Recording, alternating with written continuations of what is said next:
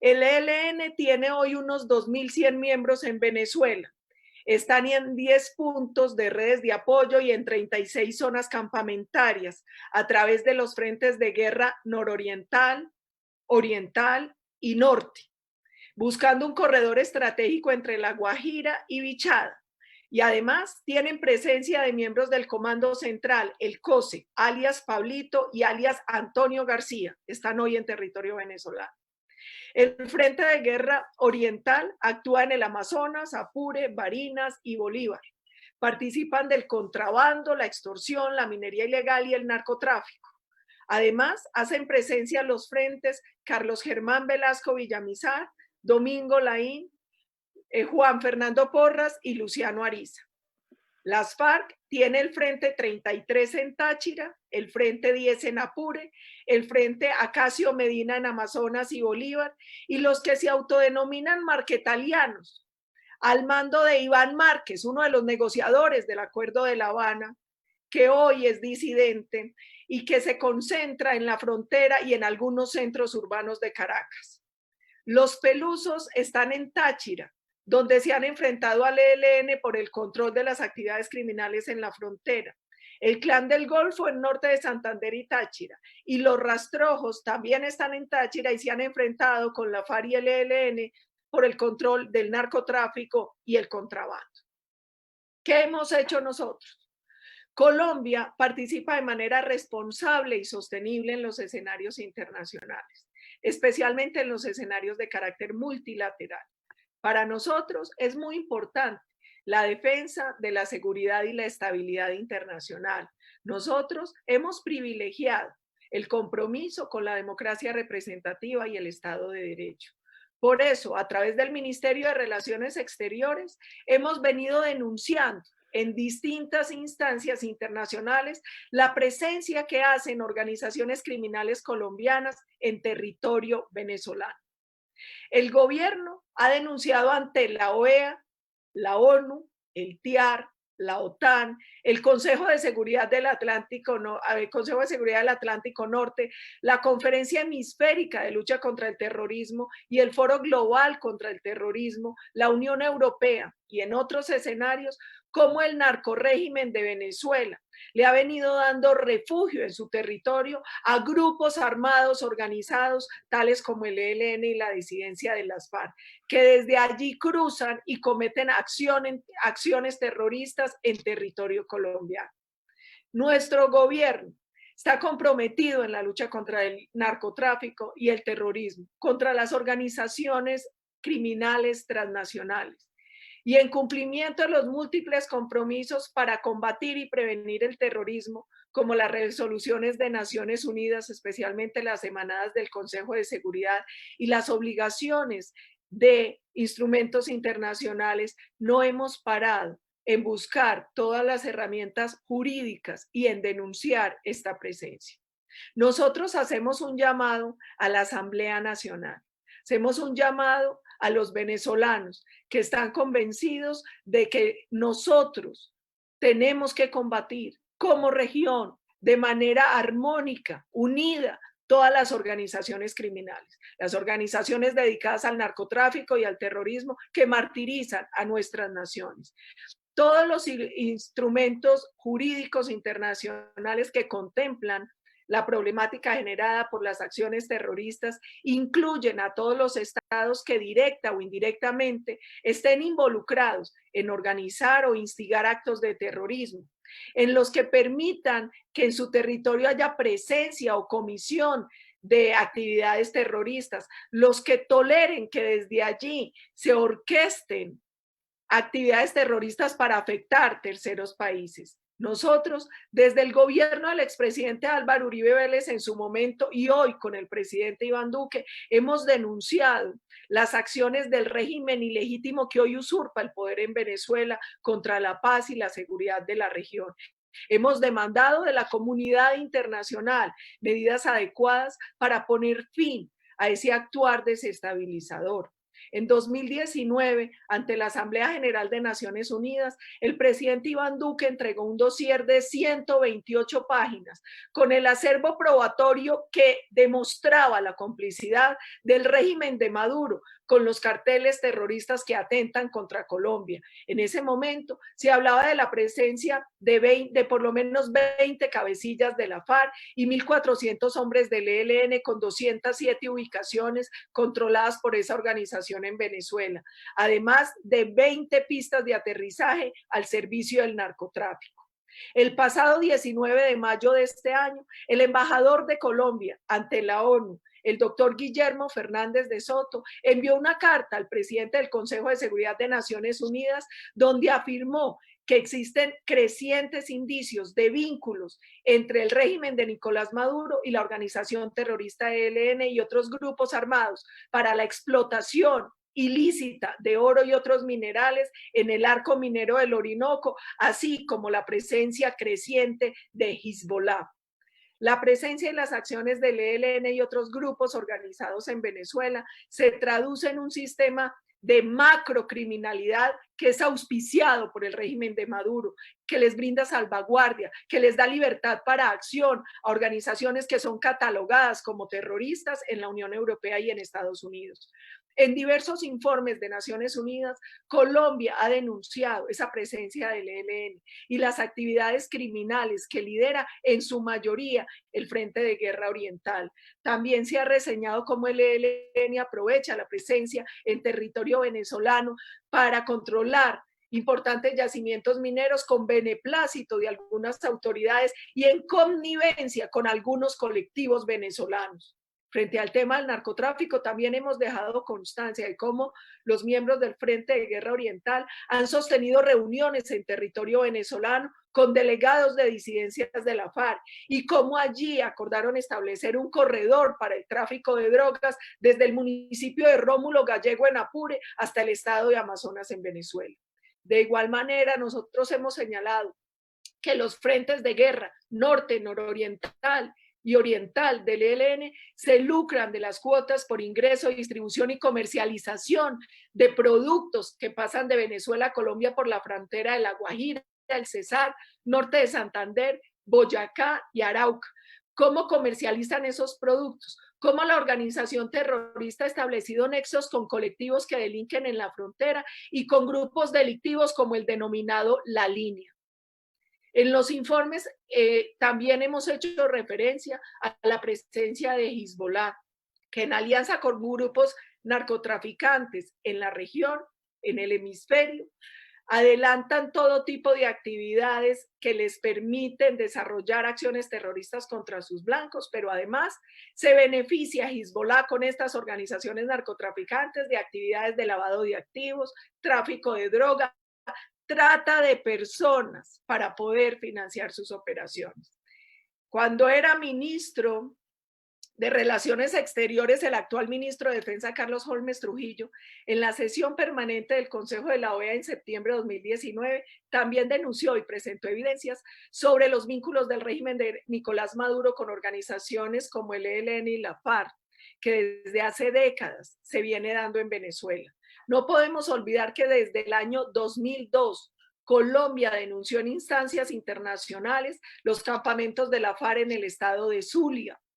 En el 2005 denunciamos la existencia de campamentos de la FARC en Bolívar y Apure, además de presencia en el Amazonas. En el 2006 denunciamos la existencia de refugios y centros de tránsito de droga en Bolívar y Amazonas. En 2008, en los computadores de alias Raúl Reyes, estaba claramente establecidos los vínculos de alias Rodrigo Granda con autoridades venezolanas. Ese mismo año, el Departamento del Tesoro de Estados Unidos sancionó a altos funcionarios venezolanos por su apoyo a la FARC.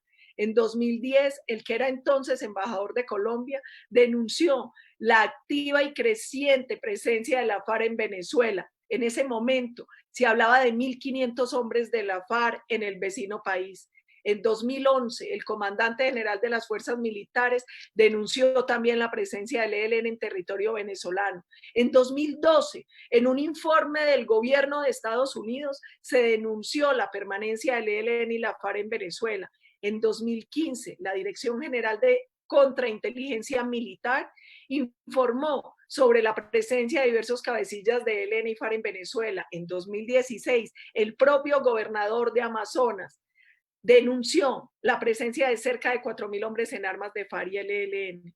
En los últimos años, los grupos armados ilegales han pasado de tener una retaguardia estratégica en Venezuela a construir un enclave criminal con el beneplácito, con la complicidad del gobierno de Nicolás Maduro. Es muy importante tener presente que el ministro ha denunciado todas las zonas campamentarias de ELN y FARC en Venezuela, ha denunciado la presencia permanente de estos miembros armados en ese país, la presencia de, por ejemplo, alias Granoble, quien se encarga de manejar las finanzas y controlar los consejos comunales en la frontera, alias John 40, que maneja finanzas, hace entrenamiento armado y tiene además vínculos con las mafias de Brasil, alias Iván Márquez y Santrich, que permanecen protegidos en Venezuela y que forman parte de la lista de criminales que al lado de Maduro y otros altos funcionarios son solicitados por el fiscal del Distrito Sur de Nueva York por varios delitos, entre ellos conspiración narcoterrorista, conspiración para llevar cocaína a Estados Unidos y uso y transporte de ametralladoras y dispositivos destructivos. Colombia ha adelantado además una importante labor de denuncia ante el órgano de consulta en aplicación al Tratado Interamericano de Asistencia Recíproca, TIAR. Lo denunciamos también, todos estos temas, en el Foro Global contra Terrorismo que se celebró en Nueva York en septiembre del año pasado y en la tercera conferencia hemisférica de lucha contra el terrorismo que se llevó a cabo en la ciudad de Bogotá en enero de este año. Hay un tema importante. El reporte anual sobre terrorismo correspondiente a 2019, que fue publicado en junio de este año por el Departamento de Estado de Estados Unidos, indica que el ELN tiene presencia en 12 de los 24 estados de Venezuela, particularmente en Amazonas, Apure, Bolívar, Zulia, Táchira y no soy capaz de pronunciar ese estado, presidenta, Anzoátegui. Anzoátegui, oriente de nuestro país. No, tranquila, senadora. Siga adelante. El ELN, con el patrocinio del régimen de Maduro, participa en la distribución de comida subsidiada por la dictadura, en el contrabando de gasolina, de carne, de comida, en extorsiones, en minería ilegal y en propaganda para el reclutamiento, usurpando cadenas radiales en el vecino país. El Departamento de Estado también afirma que hay reportes de colaboración entre las disidencias de la FARC y el narcorrégimen de Maduro, que explícitamente los invitó y les dio refugio en su territorio. El Departamento de Estado habla de más o menos unos 3.000 miembros activos del ELN, muchos con campamentos del lado venezolano de la frontera. Y recuerda el Departamento de Estado en este informe de junio de este año que se incluyó a Cuba como país no cooperante en la lucha contra el terrorismo por tener en su territorio a miembros de la organización ELN responsable del carro bomba que asesinó más de 20 cadetes y dejó tantos heridos en la Escuela de Policía de Colombia. Estos mismos terroristas del ELN, incluso cabecillas del COSE, hoy hacen presencia en territorio venezolano. El informe también alerta sobre la presencia de operativos de Hezbollah en la triple frontera que comparten Argentina, Paraguay y Brasil. Como senadora de Colombia, como demócrata, con todo el respeto y la gratitud por la diputada Gaby Arellano y por los congresistas venezolanos, lo que les quiero pedir es que hagamos un frente común para que avancemos en acciones efectivas dentro del marco del derecho internacional para detener la amenaza a la estabilidad de nuestra región que representa la alianza entre la dictadura de Maduro y las organizaciones narcoterroristas colombianas. Los colombianos tenemos autoridad moral, la autoridad que nos da tantos años de sufrimiento a manos de estas estructuras criminales. Nosotros hemos padecido el narcotráfico y el terrorismo y no queremos que nadie más lo padezca. Ustedes representan a ese bravo pueblo que no se rinde. Ustedes representan a los hombres y las mujeres que saben que la democracia y la libertad no son un sueño, que son un derecho que les ha sido arrebatado y que para recuperarlo vale la pena cada sacrificio. Ustedes y nosotros tenemos una historia común, una cultura común, una frontera común, y eso nos genera la obligación de luchar desde ambos lados contra la criminalidad, contra el narcotráfico y contra el terrorismo que esclaviza a nuestros pueblos. Nuestros destinos están íntimamente ligados. Colombia no va a derrotar las estructuras criminales mientras tengan albergue al otro lado de la frontera. Y Venezuela no alcanzará la anhelada democracia, la libertad y el progreso mientras los criminales de Colombia sigan aliados o delinquiendo desde territorio venezolano. Contra el terrorismo, la única opción que hay es la firmeza. Contra el terrorismo, la única opción que hay es el combate político, militar y jurídico. Porque como lo dijo alguna vez el expresidente Uribe, si no combatimos al terrorismo, vamos a tener que padecer su eterna esclavitud. Muchas gracias, presidente. Muchas gracias, señor secretario.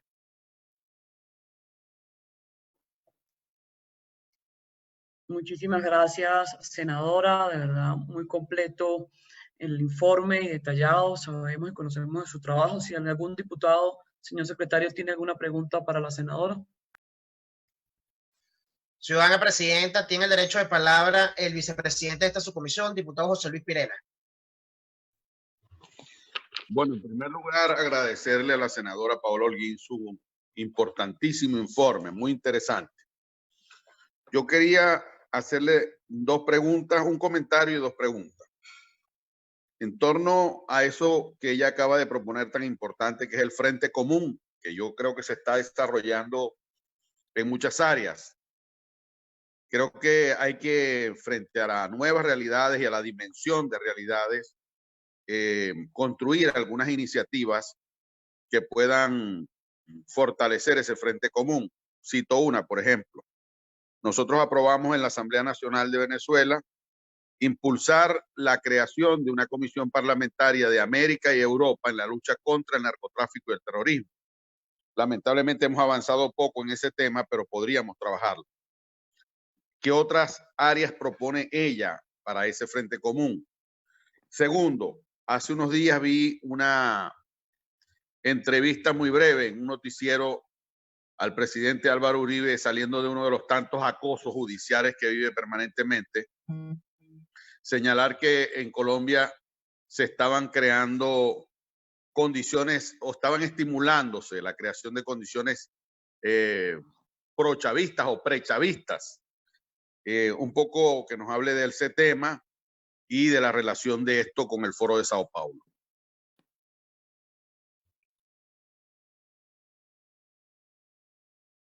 ¿Puedo hablar? Senadora, siga usted. Muchas gracias, presidente. Muchas gracias al diputado José Luis Pirela. Varias cosas. La primera es, yo estoy convencida de la necesidad del Frente Común porque nosotros tenemos que tratar de tener acciones desde nuestros parlamentos coordinadas para el combate al narcotráfico y al terrorismo. De hecho, el próximo 20 de julio, que se instala una nueva legislatura en Colombia, yo voy a presentar una proposición que anuncié hace más o menos 2 semanas para crear el bloque parlamentario contra el narcotráfico.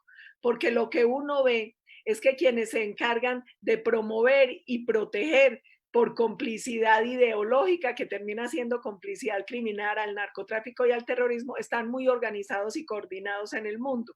De pronto eso nos falta a nosotros. Yo creo que es muy importante que promovamos en cada uno de nuestros congresos la conformación de esos parlamentos, y me parece una gran idea, diputado, y Dios quiera que lo podamos lograr más temprano que tarde, el bloque parlamentario hemisférico contra el narcotráfico y el terrorismo. Yo creo que es una urgencia.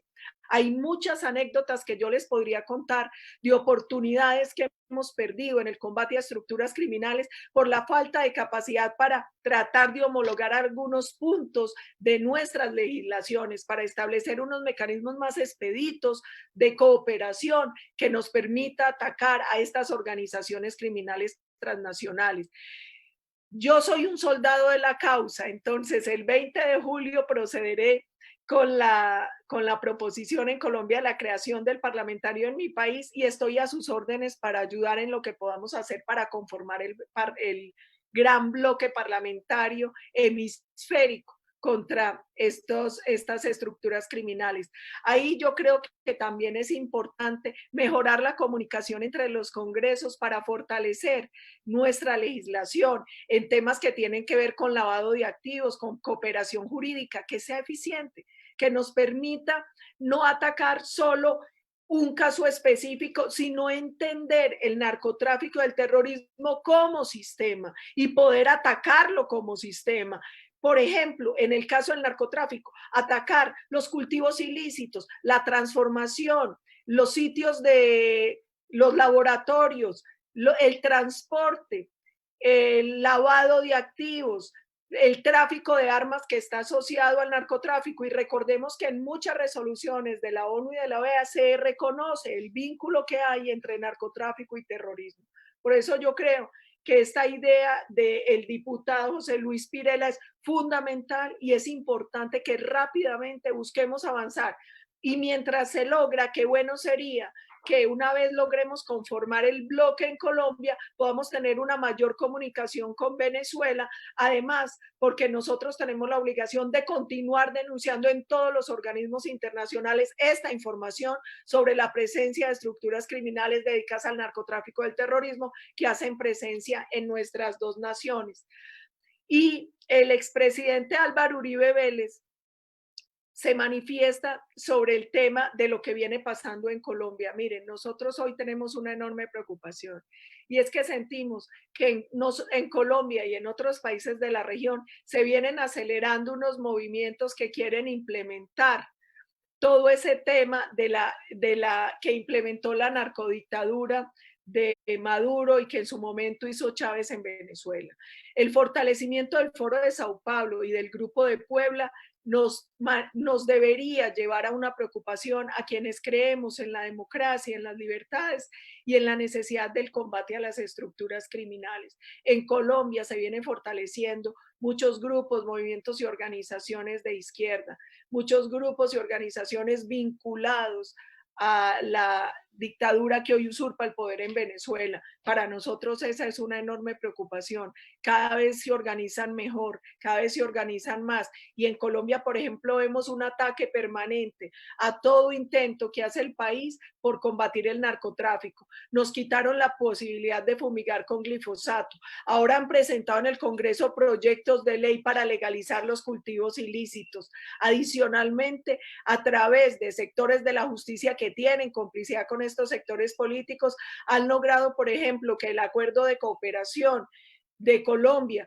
con una brigada de Estados Unidos que venía a capacitar a los estados mayores conjuntos antinarcóticos tuviera que suspenderse, a pesar de que Colombia y Estados Unidos tienen una larga tradición de unos 70 años de cooperación en la lucha contra estructuras criminales. Todo esto nos lleva a tener una enorme preocupación. De hecho, hoy en la tarde vamos a tener un foro donde algunos líderes venezolanos van a explicar cómo se perdió la democracia en Venezuela, porque en Colombia nuestra preocupación es que sentimos que vamos yendo por la misma senda, que nos quieren llevar por el mismo camino.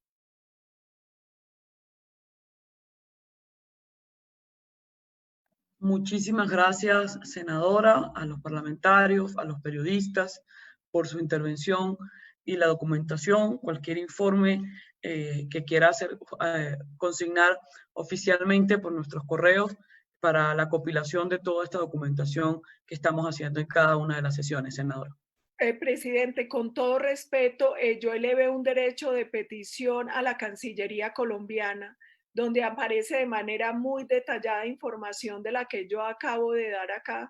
Entonces, si les parece bien, yo les haría llegar un corto texto con la respuesta oficial de Cancillería para que ustedes la tengan con toda la información y de repente un resumen de la intervención que acabo de hacer en la Asamblea. Y de nuevo, créanme que les agradezco de todo corazón, sé de los esfuerzos enormes que ustedes están haciendo y nosotros tenemos toda la firmeza para continuar trabajando de la mano de quienes creen que Venezuela merece un mejor presente y un mejor futuro.